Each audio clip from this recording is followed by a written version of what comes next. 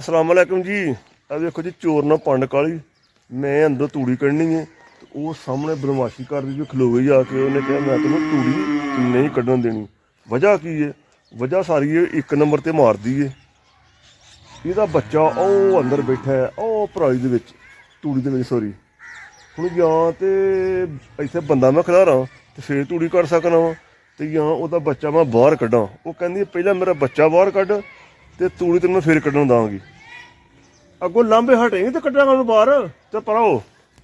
ਇਹ ਭਾਈ ਜੀ ਵੇਖਿਆ ਕਾਲੀ, ਨਹੀਂ ਨਹੀਂ ਨਹੀਂ, ਅੱਗੋਂ ਮਾਰੇਗੀ ਤੇ ਬੱਚਾ ਮੇਰਾ ਬਾਹਰ ਕੱਢ ਤੇ ਤੂੜੀ ਨੂੰ ਫੇਰ ਕੱਢਣ ਦਾਂਗੀ। ਤੇ ਉਹਦਾ ਭਾਈ ਜੀ ਪਹਿਲਾਂ ਬੱਚਾ ਬਾਹਰ ਕੱਢ ਲਈਏ। ਬੱਚੇ ਸਾਹਿਬ ਆਓ ਬੈਠੇ ਹੁਣ ਖੜੇ ਹੋ ਗਏ ਨੇ, ਉਹਨੂੰ ਵੀ ਪਤਾ ਲੱਗ ਗਿਆ ਵੀ ਇਹਨੇ ਮੈਨੂੰ ਹੁਣ ਬਾਹਰ ਕੱਢਣਾ ਤੇ ਉਹਨੂੰ ਪਹਿਲਾਂ ਬਾਹਰ ਕੱਢਣਾ ਤੇ ਤੂੜੀ ਮੈਂ ਫੇਰ ਕੱਢ ਸਕਦਾ, ਅਦਰਵਾਈਜ਼ ਇਹਨੇ ਮੈਨੂੰ ਇੱਥੋਂ ਨਿਕਲ ਨਹੀਂ ਦੇਣਾ, ਮੈਨੂੰ ਮਾਰੇਗੀ। ਤੇ ਅਗਰ ਮਾਰੇਗੀ ਨੇ ਤੂੜੀ ਦੇ ਅੰਦਰ ਆਪੇ ਖੁਦ ਵੜ ਜਾਏਗੀ ਤੇ ਫਿਰ ਆ ਕੇ ਬੱਚੇ ਕੋਲ ਆ ਕੇ ਮੈਨੂੰ ਮਾਰੇਗੀ ਨਾ, ਫਿਰ ਨਿਕਲ ਨਹੀਂ ਦੇਗੀ ਮੈਨੂੰ ਨਾ, ਫਿਰ ਤੂੜੀ ਕੱਢਣਾ ਔਖਾ ਹੋ ਜਾਣਾ। ਇਸ ਵਾਸਤੇ ਬੱਚਾ ਪਹਿਲਾਂ ਬਾਹਰ ਕੱਢ ਲਾ। ਚੱਲ ਭਲੇ ਜਮਾਨ ਸੇ ਬਾਹਰ ਨੂੰ। ਓਏ ਉਹ ਤੇਰੀ ਮਾਂ ਡਈ ਨੱਚਣ ਟੱਪਣ ਪਰਾਂ ਹੋਵੇ, ਇੱਧਰ ਵੇਖ ਉਹਨੇ ਮੈਨੂੰ ਤੂੜੀ ਨਹੀਂ ਕੱਢਣ ਦੇਣੀ। ਇੱਧਰ ਨੂੰ ਉੱਧਰ ਨੂੰ ਉੱਧਰ ਨੂੰ ਉੱਧਰ ਨੂੰ ਉੱਧਰ ਨੂੰ। ਇਹ ਵੇਖੋ ਜੀ, ਚੱਲ ਚੱਲ ਪਰਾਂ ਮਾਂ ਕੋਲੋਂ ਜਾ, ਭੱਜ ਜਾ ਭੱਜ ਜਾ, ਚੱਲ ਭੱਜ ਜਾ। ਇੱਧਰ ਨੂੰ ਹਾਂ ਨਿਕਲ ਗਈ ਬਾਹਰ। ਹੁਣ ਮੈਂ ਈਜ਼ੀਲੀ ਤੂੜੀ ਕੱਢ ਸਕਦਾ। ਇਸ ਤਰ੍ਹਾਂ ਮੈਨੂੰ ਤੂੜੀ ਕੱਢਣ ਨਹੀਂ ਦੇਣੀ। ਤੇ ਨਾਲ ਅੱਛਾ ਯਾਰ ਜੀ, ਮੈਨੂੰ ਤੂੜੀ ਕਿਉਂ ਕੱਢਣੀ ਪੈਂਦੀ ਹੈ ਪਈ? ਭਾਈ ਜੀ ਡੰਗਰ ਰੱਖੇ ਨੇ, ਮਜਬੂਰੀ ਹੈ, ਕਰਨਾ ਪੈਂਦਾ। ਕੀ ਕਰੀਏ? ਬੰਦਾ ਸੀ ਜਿਹੜਾ ਨਾ ਉਹਨੂੰ ਲਿਆਂਦਾ ਸੀ, ਆਇਆ ਚਲੋ ਕਿਸੇ ਥਰੂ ਨਾ ਆ ਗਿਆ। ਤੇ ਉਹ ਕਿਤੇ ਨਾ ਮੈਂ ਵੀਡੀਓ ਵਗੈਰਾ ਦੋ ਤਿੰਨ ਉਹਦੇ ਨਾਲ ਬਣਾਈਆਂ ਤੇ ਬਣਾ ਕੇ ਤੇ ਅਪਲੋਡ ਕਰ ਦਿੱਤੀਆਂ। ਹੁਣ ਸਾਨੂੰ ਕੀ ਪਤਾ ਸੀ ਕੱਟਾ ਬਾਅਦ 'ਚ ਕਿਸ ਤਰ੍ਹਾਂ ਦਾ ਖੁੱਲ੍ਹਣਾ। ਉਹ ਪਿੱਛੋਂ ਇੱਕ ਬੰਦੇ ਦਾ ਫੋਨ ਆਇਆ, ਖਾਨ ਬੰਦਾ ਨਾ ਬੂਰੇ ਦਾ ਨਾ, ਉਹਨੇ ਕਿਹਾ ਭਾਜੀ ਤੁਹਾਡੀਆਂ ਵੀਡੀਓ ਵੇਖੇ ਨੇ, ਬੜਾ ਮਜ਼ਾ ਆਇਆ, ਬੜੀਆਂ ਮਜ਼ਾ ਆਈਆਂ ਯੇ ਵੋ। ਮੈਂ ਕਿਹਾ ਠੀਕ ਹੋ ਗਿਆ ਜੀ। ਉਹ ਤੁਹਾਡੇ ਕੋਲ ਪਿੱਛੇ ਜਿਹੜਾ ਬੰਦਾ ਨਾਲ ਕੰਮ ਕਰਦਾ ਜੀ, ਮੈਂ ਉਹਨੂੰ ਕੰਬੋ ਜਾਂਦਾ ਹਾਂ, ਕੰਬੋ ਜੀ ਬੜਾ ਉਹ ਤਾਂ ਕੁੰਦਾ ਹੀ ਨਹੀਂ ਫਲਾਣ ਟਿੰਗ। ਅਗਲੇ ਦਿਨ ਮੈਨੂੰ ਫੋਨ ਕਰਦਾ, ਭਾਈ ਜੀ ਤੁਸੀਂ ਕਿਹੜੀ ਜਗ੍ਹਾ 'ਤੇ ਬੋਲਦੇ ਪਏ ਯਾਰ, ਤੁਹਾਨੂੰ ਮਿਲਣਾ ਚਾਹੁੰਦੇ ਹਾਂ। ਮੈਂ ਕਿਹਾ ਜੀ ਮੈਂ ਸਿਆਲਕੋਟ ਤੋਂ। ਸਿਆਲਕੋਟ ਕਿਹੜੀ ਜਗ੍ਹਾ ਤੋਂ?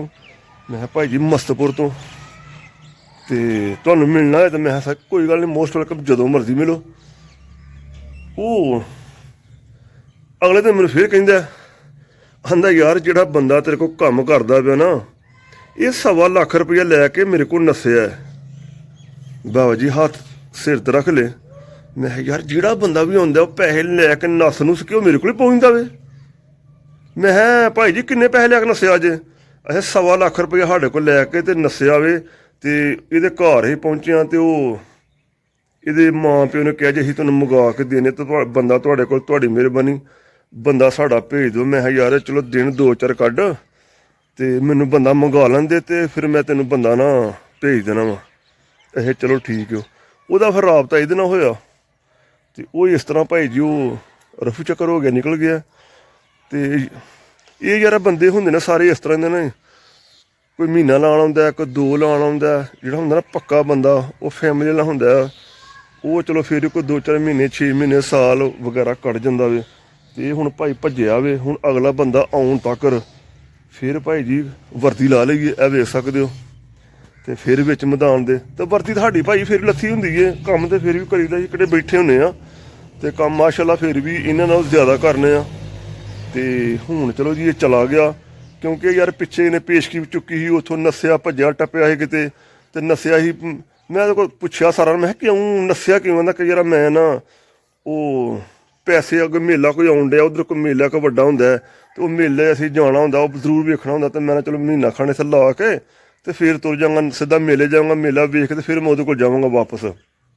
ਇਹ ਸੂਰਤ ਹਾਲ ਹੈ। ਤੇ ਭਾਈ ਜੀ ਹੁਣ ਪਹਿਲੇ ਨੰਬਰ 'ਤੇ ਲੰਮੀ ਗੁਫ਼ਤਗੂ ਕਰਨ ਤੋਂ ਬਿਹਤਰ ਹੈ ਆਪਣਾ ਕੰਮ ਕਰ ਲਈਏ। ਇਹ ਤੂੜੀ ਕੱਢੀਏ ਤੇ ਪੱਠੇ ਵੈਸੇ ਮੈਂ ਪਾ ਆਇਆ ਵਾਂ ਤੇ ਇਹ ਕੱਲ੍ਹ ਵਾਸਤੇ ਤੂੜੀ ਇੰਸਟਾਲ ਕਰ ਲਈਏ। ਯਾਰ ਬੰਦਾ ਰੱਖਿਆ ਜਦੋਂ ਨੱਸਦਾ ਨਾ, ਉਹ ਤੂੜੀ ਵਗੈਰਾ ਇਹ ਵੇਖ ਸਕਦੇ ਹੋ ਸਾਰੀ ਇੱਥੇ ਖਿਲਾਰੀ ਹੈ ਨਾ, ਤੇ ਇਹ ਫਿਰ ਸਾਨੂੰ ਸਲਦਿਆਂ ਘੰਟਾ ਵੀ ਲੱਗ ਜਾਂਦਾ। ਇਹ ਬੋਸਾ ਸਾਰਾ ਖਿਲਾ ਰਿਹਾ ਉਹਨੇ। ਇਹ ਹੁਣ ਸੜ ਲਵਾਂ, ਸੜ ਕੇ ਤੇ ਫਿਰ ਭਾਜੀ ਪੰਨਾ ਪੁੰਨਾ ਪਾ ਕੇ ਫਿਰ ਖਾਣਾ ਵਾ। ਤੂੜੀ ਭਾਈ ਜੀ ਆ ਗਈ ਹੈ। 4 ਮਗਰੇ ਪੂਰੇ ਨਾ ਝਰਨਾ ਦਾ ਮੱਠਾ ਸੀ ਤੇ 4 ਮਗਰੇ ਤੂੜੀ ਲਿਆਉਂਦੀ ਹੈ। ਇਹ ਕੱਲ੍ਹ ਵਾਸਤੇ ਬਣਾਉਣ ਡਿਆ। ਅੱਜ ਪੱਠੇ ਉਹ ਖੁੱਲੀ ਨੇ ਵੇਖ ਸਕਦੇ ਪਏ ਨੇ। ਤੇ ਹੁਣ ਚੌੜਿਆਂ ਕਰਕੇ ਤੂੜੀ ਨੂੰ ਉੱਤੇ ਪੱਠੇ ਇੰਸਟਾਲ ਕਰ ਦੇਵਾਂ। ਸੁਬਾਹ ਟਾਈਮ ਭਾਈ ਜੀ ਪੱਠੇ ਪਾ ਦਿੱਤੇ ਨੇ, ਇਹ ਵੇਖ ਸਕਦੇ ਹੋ। ਖਾਣ ਨਾ ਖਾਣ ਉਹਨਾਂ ਦੀ ਮਰਜ਼ੀ। ਤੇ ਉਹ 6 ਨੰਬਰ ਦੀ ਵੱਛੀ ਲਿਆ ਕੇ ਇੱਥੇ ਬੰਨ੍ਹ ਦਿੱਤੀ ਹੈ। ਉਹ ਜਿਹੜਾ ਉਹਨੂੰ ਪੱਠੇ ਨਹੀਂ ਖਾਣ ਦਿੰਦੀ, ਮਾਂ ਆਪਣੀ ਨੂੰ ਇਸ ਵਾਸਤੇ ਨਹੀਂ ਇੱਥੇ ਬੰਨ੍ਹ ਦਿੱਤਾ। ਇਹ ਵੇਖ ਸਕਦੇ ਤੇ ਇਹ ਪੱਠੇ ਹੋ ਗਏ ਉਸਤਾਦ ਜੀ।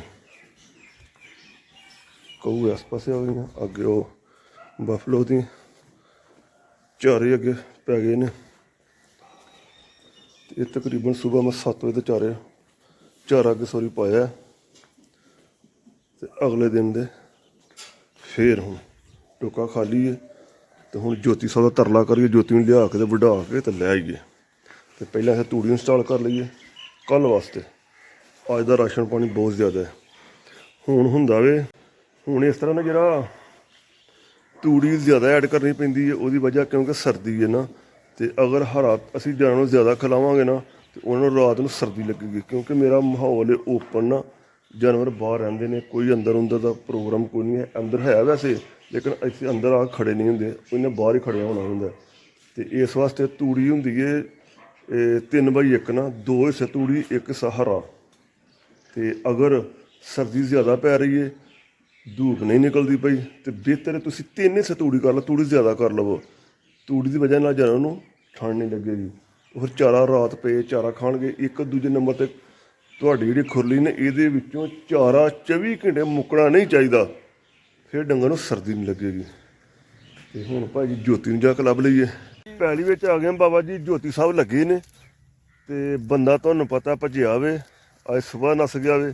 ਤੇ ਕੋਈ ਗੱਲ ਨਹੀਂ ਯਾਰ, ਜੋਤੀ ਦੇ ਹੁੰਦੇ ਆ ਤੇ ਆਪੇ ਰਾਣਾ ਵੀ ਕਿਤੋਂ ਆ ਜਾਂਦਾ। ਕਿਉਂ ਏ ਜੋਤੀ, ਆਪੇ ਰਾਣਾ ਵੀ ਕਿਤੋਂ ਆਈ ਜਾਂਦਾ। ਵੱਢ ਖੜੇ ਕਰਾਉਣਾ ਪੱਠੇ ਸਾਰੇ ਹੀ, ਪਾਣੀ ਨੂੰ ਵੀ ਅੱਗ ਲਾ ਦੇਗਾ। ਮਾਨਾ ਸੋਰੀ ਜਿਹੜਾ ਰਾਣਾ ਤੇ ਇਹੋ ਹੀ ਰਾਣਾ ਜੋਤੀ ਨਾ। ਤੇ ਯਾਰ ਹੁਣ ਪੱਠੇ ਪੁੱਠੇ ਵੱਢ ਲਈਏ। ਤੇ ਜੋਤੀ ਆਖਿਆ ਯਾਰ ਤੂੰ ਫਿਕਰ ਨਾ ਕਰ, ਪੱਠੇ ਮੈਂ ਘੇਰਾ ਲਾ ਹੜਾਂਗਾ। ਤੇ ਭਾਈ ਇਹ ਲਾ ਹੜਦਾ ਪੱਠੇ ਯਾਰ ਇੰਨੇ ਕੁ ਵੱਡੇ ਗਏ ਨੇ। ਇਹ ਜੋਤੀ ਸਾਹਿਬ ਲੱਗੇ ਨੇ। ਇਹ ਯਾਰ ਇਹ ਦਾਤਰੀ ਫੜੀ ਸਾਨੂੰ ਭਾਜੀ ਸਾਗ ਵਾਲੀਆਂ ਬੀਬੀਆਂ ਲੈ ਗਈਆਂ ਨੇ। ਇੱਥੇ ਵੀਡੀਓ ਬਣਦੀਆਂ ਰਹੀਆਂ ਨੇ, ਬੀਬੀਆਂ ਵੀਡੀਓ ਬਣਾਉਂਦੀਆਂ ਰਹੀਆਂ ਨੇ। ਤੇ ਉਹਨਾਂ ਯਾਰ ਸਾਗ ਸਾਰਾ ਤਬਾਹ ਕਰ ਛੜਿਆ। ਵੇਖੋ ਇਹ ਥੱਲੇ ਵੇਖ ਸਕਦੇ ਹੋ, ਪੱਠੇ ਖੋਕ ਲੈ ਗਈਆਂ ਨੇ। ਤੇ ਸਾਡੇ ਕੋਲ ਹੁਣ ਯਾਰ ਵੱਡੀ ਨਹੀਂ ਜਾਂਦੇ ਪਏ। ਭਾਈ ਜੀ ਬੁਲਾਇਆ ਵੇ, ਇਹ ਯਾਰ ਖਾਲ ਹੈ ਤੋੜਨਾ ਤੇ ਗੰਦ ਗੁੰਦ ਬਹੁਤ ਜ਼ਿਆਦਾ। ਤੇ ਮੈਂ ਦਾਤਰੀ ਨਾਲ ਗੰਦ ਸਾਫ਼ ਕਰੀ ਜਾਂਦਾ, ਲਾਲਾ ਪੇ ਖਾਲ ਕੱਢੀ ਜਾਂਦਾ। ਲਾਲਾ ਇੱਥੋਂ ਲਾ ਕੇ ਬਸ, ਇਹ ਇੱਥੋਂ ਲੈ ਕੇ ਤੇ ਇਹ ਜਾਮ ਨੂੰ ਤੱਕ। ਆਹੋ ਇਹ ਬੰਨੇ ਕੋਲ ਲੱਗ ਕੇ। ਅੱਜ ਲਾਲਾ ਸਾਈਂ ਇਸ ਸਾਈਡ ਤੇ ਲੱਗਿਆ, ਇਹ ਲੱਗਿਆ ਲਾਲਾ ਸਾਈਂ। ਖਾਲ ਯਾਰ ਕਰਨਾ ਪਿਆ ਸਿੱਧਾ ਪੱਧਰਾ। ਮੈਂ ਕਿਹਾ ਇੱਕ ਵਾਰੀ ਪਿਆਲੀ ਇਹਨੂੰ, ਤੇ ਮੈਂ ਇਹ ਖਾਲ ਦੇ ਵਿੱਚੋਂ ਪੱਠੇ ਵੜਨਾ ਪਿਆ। ਇਹ ਢੇਰੀ ਬਣ ਗਈ, ਇਹ ਪੱਠੇ। ਤੇ ਜੋਤੀ ਸਾਹਿਬ ਉਹ ਲੱਗੇ ਨੇ, ਉਹ ਸਿਰ ਲੱਭਦਾ ਪਿਆ ਕਾਲਾ ਕਾਲਾ। ਭਾਈ ਜੀ ਰਾਣਾ ਜੋਤੀ ਸਾਹਿਬ ਨੇ ਇਹ ਘਿਆਰਾ ਅੱਧਾ ਲਾ ਹੜਿਆ ਜੇ। ਕੰਬੋ ਤੋਂ ਬਗੈਰ ਹੀ, ਕੰਬੋ ਆਂਦਾ ਹੈਗਾ ਜੀ ਮੇਰੇ ਬਗੈਰੇ ਪੱਠੇ ਨਹੀਂ ਵੱਢ ਸਕਦੇ। ਤੇ ਵੱਢ ਕੱਤੇ ਨੇ ਇਹ ਘਿਆਰਾ ਲਾਇਆ ਵੇ। ਤੇ ਭਾਈ ਜੀ ਇਹ ਵੀ ਕੁਛ ਨੁੱਕਰ ਲਾ ਹੜੀ ਹੈ। ਤੇ ਰੇੜਾ ਸਾਡਾ ਚੰਗਾ ਟਕਾ ਕੇ ਹੋ ਜਾਣਾ। ਕਿਉਂ ਆ ਜੋਤੀ?